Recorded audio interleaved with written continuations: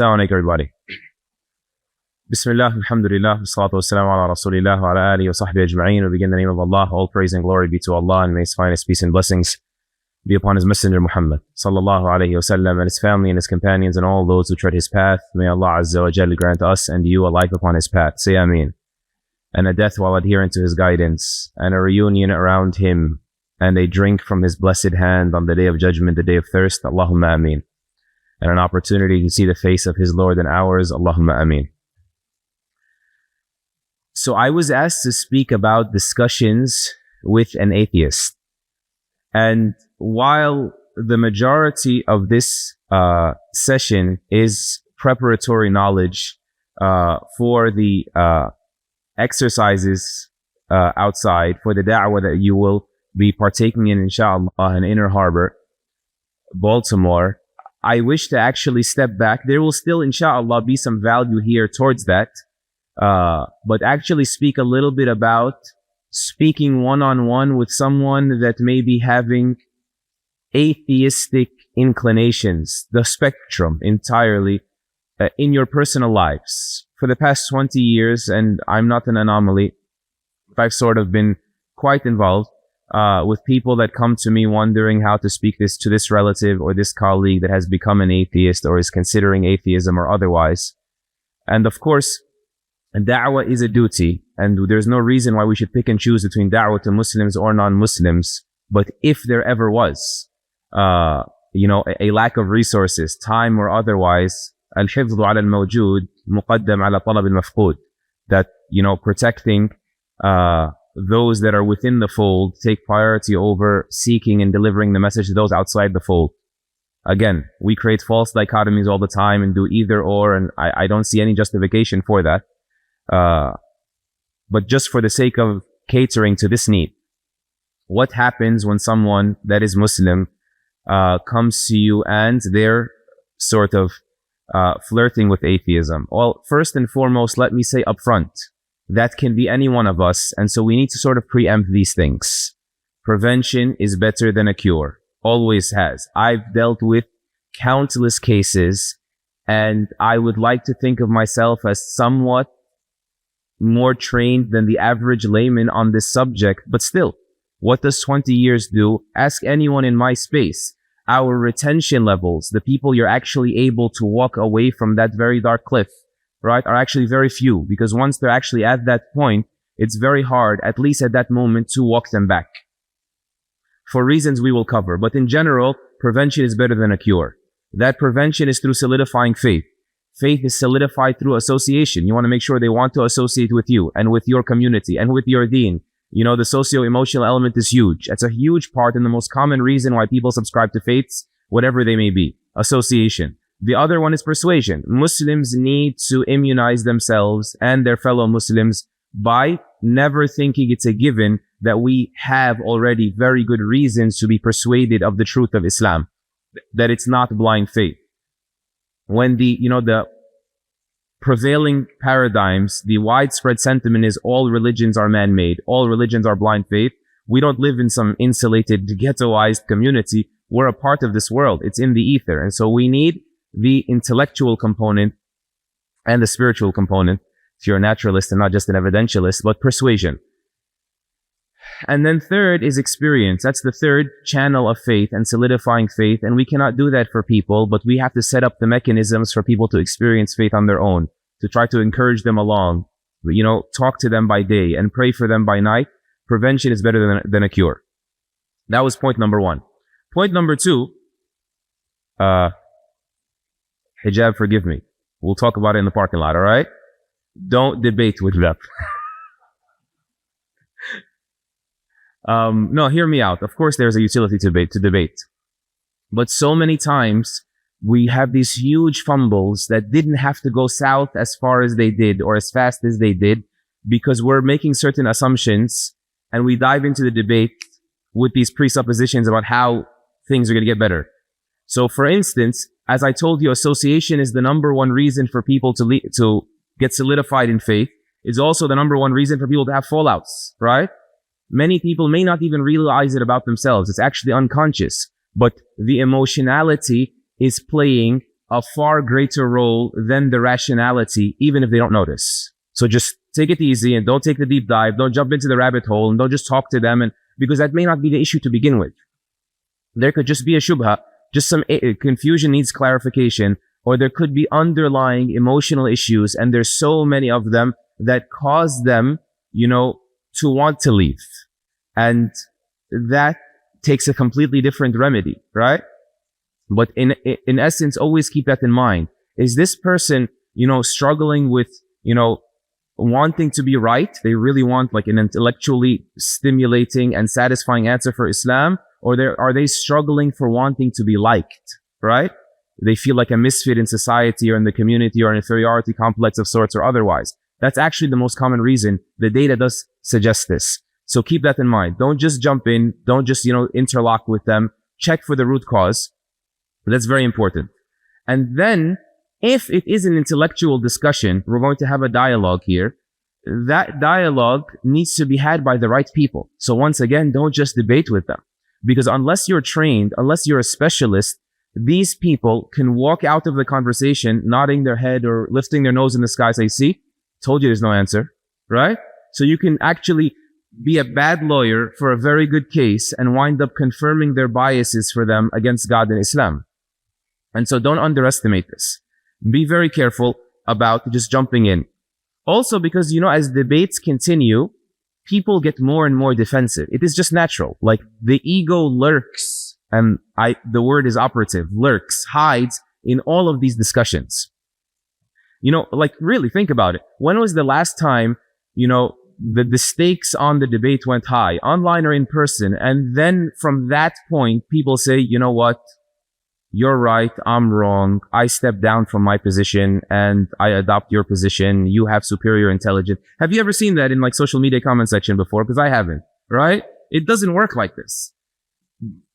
Because they feel cornered now that they've asserted a position and you've asserted the opposite and everyone's watching and so on. That's why, and I just love this ayah. I love this ayah. Allah Azza wa Jal says, "Ud'u ila sabili rabbika bil hikmah," right? This very famous verse. Invite, you're not just declaring and shouting down the truth down their throat. No one's going to accept that. Humans are like seatbelts. They don't come with snatching, right? Call, invite, make it appealing. Invite to the way of your Lord with hikmah, with wisdom, in calculated ways, right? Then he says, pay attention, وَالْمَوْعِظَةِ الْحَسَنَةِ, and with beautiful preaching or good preaching. وَجَادِلْهُمْ, see there's room for debate, and debate with them بِالَّتِي هِيَ أَحْسَنَ, in a way that's most beautiful or best, right? Think about those three layers of a conversation. You see, when Allah said invite them, He said wisdom. He didn't say beautiful wisdom, because wisdom by definition is beautiful, right? You're calculated, you're figuring out the most strategic way to work around their defense mechanisms to not trigger their ego, right? And so it would be ineloquent of the Quran to say beautiful wisdom when wisdom by definition is beautiful, right? Crafting your narrative is an act of ibadah, beautifying your proposal. So hikmah. But then he says, وَالْمَوْعِظَةِ الْحَسَنَةِ, and beautiful preaching or good preaching. Because the word maw'idha, to appreciate this verse and the layers here, maw'idha is not like ta'aleem. It's not like nasiha. Nasiha is like when you tell someone, by the way, you have to cover your entire foot with water in order for the wudu to be valid, right? That's nasiha. Just a reminder. It's just stating a point of information. Maw'idha is a heartfelt reminder. Like when the Prophet ﷺ said, woe to the ankles from the fire. Meaning, hey, stop thinking this is a small thing. Stop underestimating it. So when he mentions the downside of overlooking getting the water there, that's maw'idha. Why is that important? When you start getting emotional, right, it could have an equal and opposite reaction. You get it? And so Allah then qualifies beautiful preaching, because once emotions get involved in preaching, you're going to have reciprocated emotion. So you got to now make sure you're preaching in a beautiful way. But then he says, وَجَادِلْهُمْ, and debate with them. Meaning, and if you're going to debate with them, then debate with them, not in a way that's beautiful. Debate with them بِالَّتِي هِيَ أَحْسَنَ, right? The superlative they call it. In the most beautiful way. Because when the conversation gets heartfelt, and then it escalates to a debate, then the stakes are higher. The defense mechanism is even higher. the lack of receptiveness is even more present. So you need to be even more crafty and even more beautiful and even more gentle to work around it. Does this make sense? And so it's called read the room. It's called emotional intelligence. We have all these terms for it. The Quran says, know where you stand at the different phases of a conversation. So that you can work around it and you don't push them away instead of inviting them, because the ayah begins by saying invite. You know, when the Prophet ﷺ said, لا تكونوا عونا للشيطان على أخيكم. Don't be an assistant to shaitan against your brother. You know how you can help shaitan against your brother? One of two ways. One of them is watering down the truth, right? So you're not making it clear what you're calling me to, right? The beauty of Islam is irrecognizable. But the other way is that you stuff the truth down his throat. No, you need it in front of his eyes. You need to like wave it at his heart. You don't want to just stuff it down their throat. That's the other way you can help shaitan against your brother. May Allah protect us from that. Say Ameen. And so the idea is hikmah. Hikmah is about how do I heal this particular person? How do I win them over? How do I make a point in the most productive way? And many a times that is by, don't debate them. Refer them to experts who can have this conversation with them. One of the things I love to do is to refer them to written resources, because you can't really talk back to an article. Can't talk back to a book. So it's a strategic way to keep it a one-way conversation. And there's less stakes. He's not saying as much, so he won't have to swallow as much of his ego if he wants to concede to some of my points or the points that I'm proposing, right? We're inviting to Allah here. Always remember that. You're not inviting to yourself. Be very humble. Allah could turn the light on in their heart, turn the light off in your heart, right?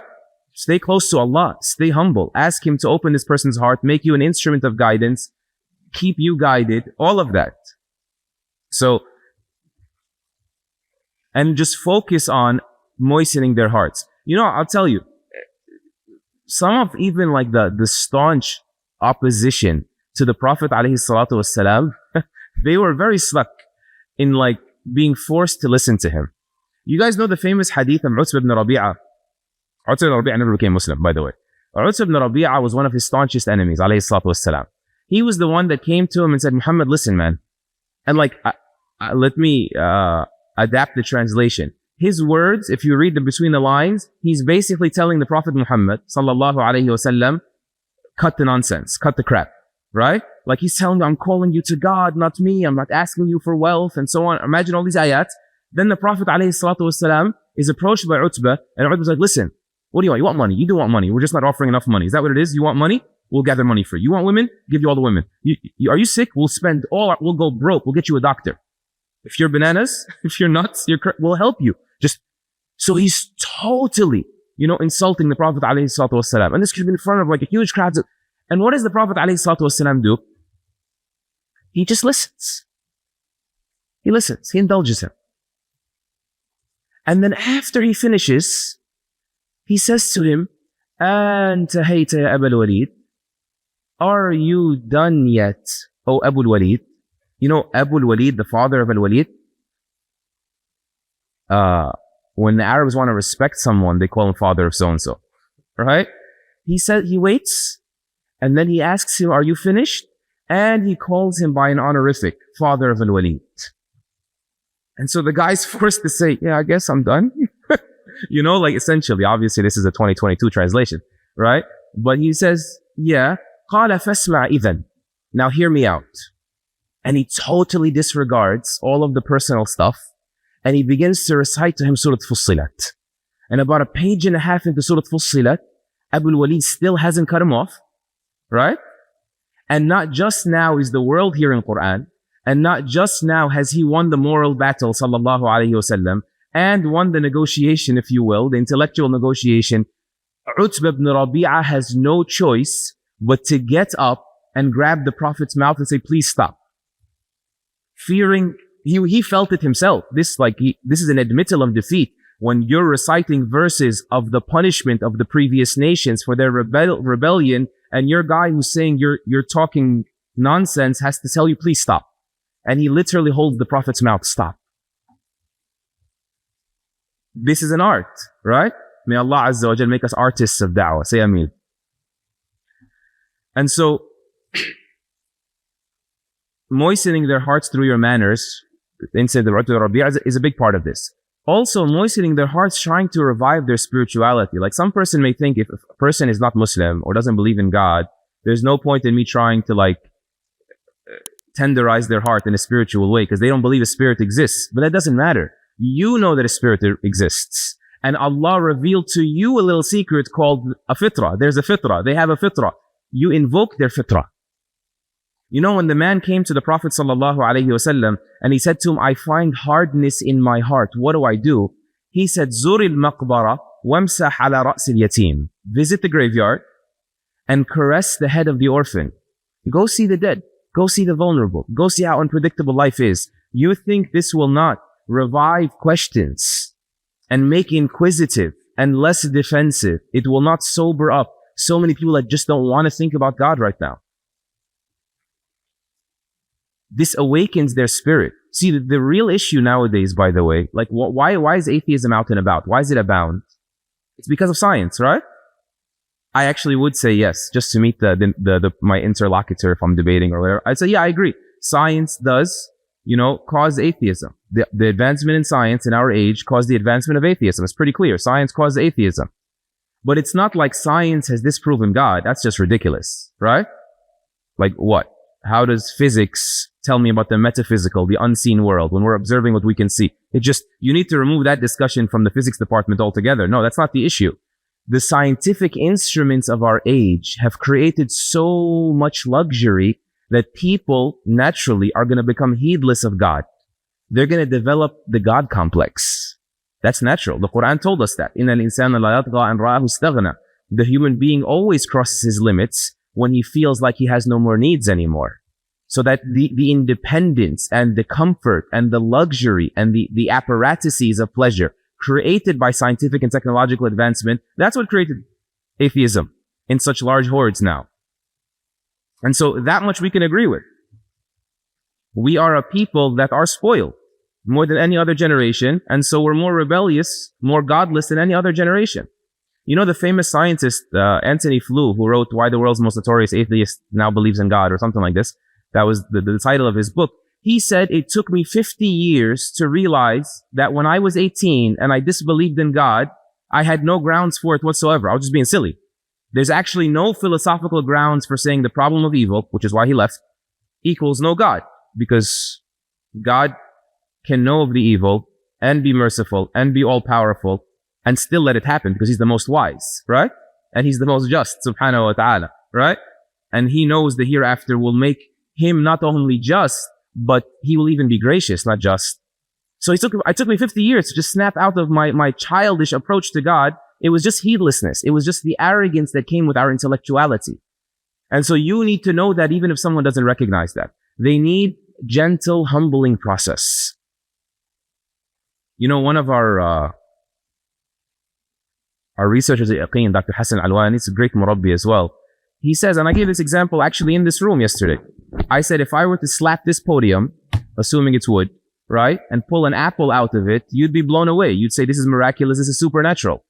So why don't we feel like every apple that is produced out of a wooden branch on every single tree is miraculous and supernatural? It's not like there's absence of science. There's just presence of arrogance. You understand the issue here? Now we, with telescopes and microscopes, can see more signs of God than previous generations. But because there's more arrogance there, more darkness to the heart, the heedlessness doesn't allow us to make use of any of it. You know, it's like Surah Al-Kahf, by the way. They told me it'd take a little longer than 20 minutes due to Imam Suhaib. He actually caught COVID, so may Allah give him a cure, say Ameen, and make it an elevation for his ranks. So I'll split the extra time with our brother Muhammad Hijab. I'm winding down here for sure, but in Surah Al-Kahf, the second story is like the trial of affluence. The man who had it made, he had a garden that nobody had. He was set up. What did he do when he walked into his garden?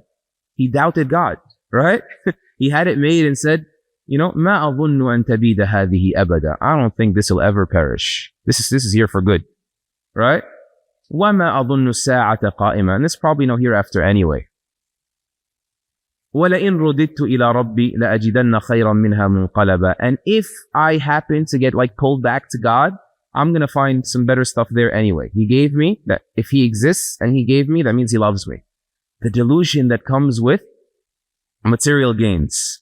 And it's so sad because the owner of that garden had produce, right? The apple example. Likewise, we have science. Instead of driving us to God, it blinds us from God. What's the whole problem here? It is humility. So that is your issue. Moisten someone's heart to humility. Finally, there's a story that I always circle back to in my da'wah. I was in a university in New York City, and they asked me to speak on the subject of God loves you. And so I just strung together what we know from Allah introducing himself to us in the Quran, about his love and his mercy and his compassion and his care. Ayat and a hadith, nothing more. I know that's enough and I know that's best. A few days later, I get an email from a sister. She says to me, I'm really sorry. I had to walk out of your lecture. I couldn't be there. I was getting too emotional. I'm having a crisis of faith. I need to speak to someone. So me and my wife make an appointment with her. A few days later, we drive over. We meet her in the cafeteria of the university. I buy fries, like for myself and her. The path to the heart is the stomachs. Remember that one, okay? I'm dead serious. It works. Because when I say don't debate, they're going to keep wanting to drag you into the debate, right? And so let's get some food. You're my brother and sister outside of this conversation, right? It is not cowardice. It is strategy, right? So anyway, we sat down, fries were there, and she says, I don't even know where I stand. I said, where? Prophethood, oneness of God, existence of God. She's like, rewind all the way back. I don't even know if there's a God. I said, okay. So I'm already wondering, if there's no God, if God is just imaginary, then why would you get emotional if I'm talking about how awesome God is in my lecture, right? If it's a fairy tale, it shouldn't move you. I didn't tell her this. Then I'm thinking, well, how should I approach this? So I just started talking about cause and effect and contingency arguments and this stuff, but I wanted to dilute it for mass consumption. So there was a napkin in front of me on the table with the fries. So I said to her, if this napkin, if I told you it got here on the table all by itself, would you believe this? Or would you think I'm crazy? It's like, no, come on, that can't be true. I said, okay, let's take it a step up. What if I told you the napkin manufactured itself on its own? She said, yeah, that would be harder to believe. And I sort of dragged it out. I kept escalating from the napkin to the cell phone, from the cell phone to the universe, and so on and so forth, right? Deliberately. And I just kept talking. And then I don't know how long it was, maybe 5-10 minutes. I'm just like, sister, can I stop yet? She's like, I told her, I'm a sheikh. They give me a microphone, give me 45 minutes, and I just go. They press start. You got to tell me when to stop. Is this working? You know what she said to me? And you feel like such an idiot. She said, you had me at the napkin. And the reason I cite this, why did she walk out if it's fantasy? Why was the simplest proof, enough for her, is that people ultimately, they want to believe in God, but not just want to. People want to connect with him as well. You see, when I say atheism, you need to understand the domain in which you're playing. There is a worldwide decline in what is called hard or true atheism. Atheism is just a placeholder for people. I'm not down with organized religion, or I'm not sure if there's proof for God, or something like this, right? The agnost and many of these people don't know the nuances between these terms, right? But atheism, as in asserting that there is no God, and this is a stillbirth. This was born dead. It was never meant to keep its momentum. It's against the grain. There's a worldwide, decline in this sort of, because you know why? Fitra, right? Psychologically, emotionally, people are unwilling to accept that there's no explanation for where I came from, why I'm here, where I'm going. That just creates too much anxiety. The human being is not willing to accept this, right? And so, no, I'm not going to believe that I'm just going to wake up on a bus and just enjoy the ride without asking how I got here, who's driving, where we go. And no, I'm not going to accept this. And considering that is the case, don't now assume that, the world's coming back to religion. No. The world, most of the world, if you actually probe a little bit, that leave, religion, they maybe dabble with atheism, they wind up in negative theology, or what are called the nones, or the non-religious, or whatnot, or the agnostics, or whatever it is. And I find this so profound, because the Quran never really addresses atheism head on. It doesn't. Like, when it speaks about arguments that could be told to an atheist, it says them in a rhetorical, like, afillahi shak, like, is there any? Meaning there absolutely isn't any doubt regarding God. Am khuliqu min ghayri shay'in, were they created out of nothing? That's a rhetorical. That's not a real question. You know, as if the person doesn't, that's supposed to humble you and say, no, of course not. We were not created out of nothing. It dismisses the hard atheist, because there is no hard atheist. There is no true atheist. There could be someone trying to continually bury that notion of theirs. But then when you realize, wait, the Quran doesn't really like take on atheism head on, and Allah knew that atheism would sort of rise in certain periods. Very rarely, but it would. Why? But then you see the Quran goes to great lengths. If everyone believes in God, then why does the Quran go to great lengths in describing Him? Because there's a world of difference between having a placeholder saying Supreme Being, God, and Allah out there, right? Even pagans would use the word, and between knowing Allah enough, right? Learning about developing your God image, if I can borrow the psych term from yesterday, in a way that would make Him relevant for you. And I'm willing to submit to Him and accept Him, subhanahu wa ta'ala. And that is why, by the way, describing God to people as framed by the Quran is the true route to curing atheism for those that are receptive. You're like, hijab's gonna kill me again. I can't believe, I'm not throwing shade. I swear to God, I'm not throwing shade. He did his PhD in the Kalam cosmological argument, and we need more of this. But, I personally, without getting sectarian here, I don't believe that there is much value at all in getting into discussions that intellectually prove God's existence. And I need to be done in 4 minutes. Why? Because I believe if you get to a point where you're doubting God's existence, that's not the real issue. The issue could be your mechanism with which you're processing. It's blurred by heedlessness, blurred by arrogance, blurred by radical skepticism, cynicism. You know, read the story of Al-Ghazali, rahimahullah, for example, who when he went down the philosophical path and he punctured through it, became a master of it. Many Westerners think consider him, I don't mean that in a derogatory way, consider him the greatest critique of, Greek philosophy, for example. Some Westerners consider him this. But what did he arrive at? All this stuff is just a sham, right? He at the end had a fallout even with rational theology, right? And then let's leave Ghazali for a second. Rene Descartes, guys know the concept of like Cartesian doubt. Descartes basically said, I can't trust anything. The only thing I know is that I think, therefore I am. That's what they tell you in Philosophy 101, right? I think, therefore I am. You don't know that Descartes had a crisis of faith, and he said, wait a minute, how do I know I think? How do I know basically I'm not in the matrix? How do I know that I'm not a brain in a jar with wires plugged into it, like being manipulated my thoughts? How do I know I think? It's skepticism. Doubting is not a path to knowledge. It is a path to further doubt. It's a black hole. How do I know I'm not part of an alien's video game? Nobody say good point, please. Right? And so you know what Descartes said in the end? He needed an anchor for his I think. And that anchor was God. He said, you know what? There has to be something that is a given.